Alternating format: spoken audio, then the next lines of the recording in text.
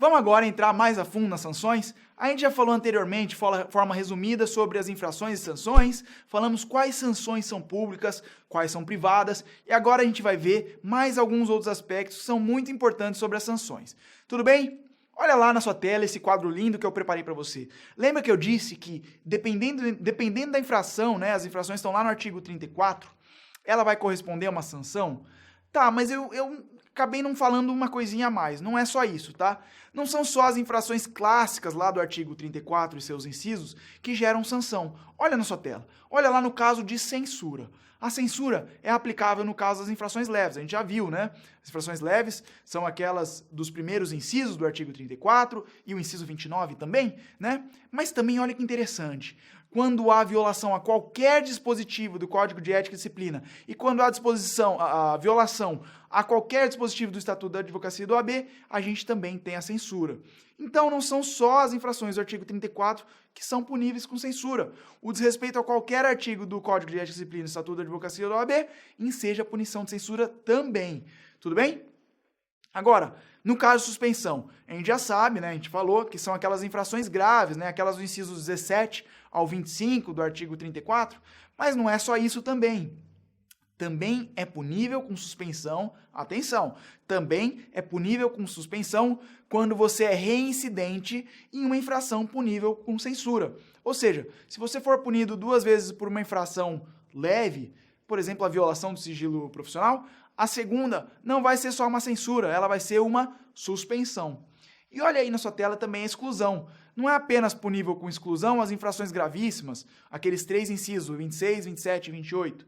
Mas também, se você foi suspenso 3 vezes, você também, na próxima, será excluído, tá, dos quadros da OAB. Então, a exclusão serve para infrações gravíssimas e também para quando você sofre a pena de suspensão por 3 vezes.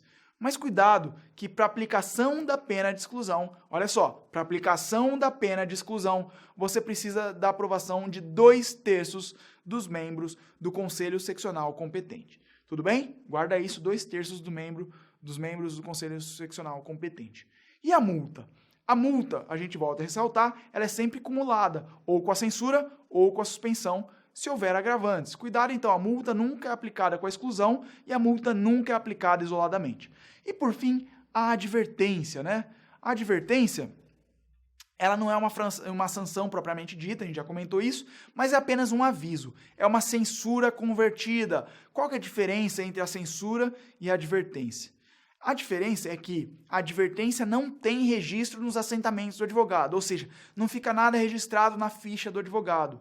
Lembrando que a advertência ela ocorre quando há circunstância atenuante que estão lá previstas no artigo 40, tá? Então seria uma censura, mas se houver circunstâncias atenuantes, a gente pode converter essa censura, a gente não, né? Os julgadores do Conselho Seccional, do Tribunal de Ética e Disciplina, podem converter, né, a censura em uma advertência. Tudo bem?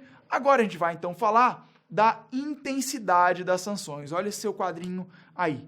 Veja que, diferentemente da censura e da exclusão, a multa e a suspensão são indeterminadas, né? A gente precisa precisar a intensidade delas.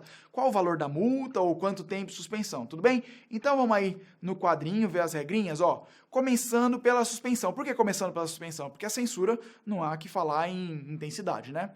A suspensão, ela deve ser estipulada em 30 dias a 12 meses. A gente não pode ter suspensão de 15 dias e não pode ter suspensão de 2 anos. Cuidado, porque o mínimo é 30 dias, não é um mês. Cuidado com isso, porque a gente tem mês de 28 dias, tem mês de 31. O tempo mínimo é 30 dias e não um mês.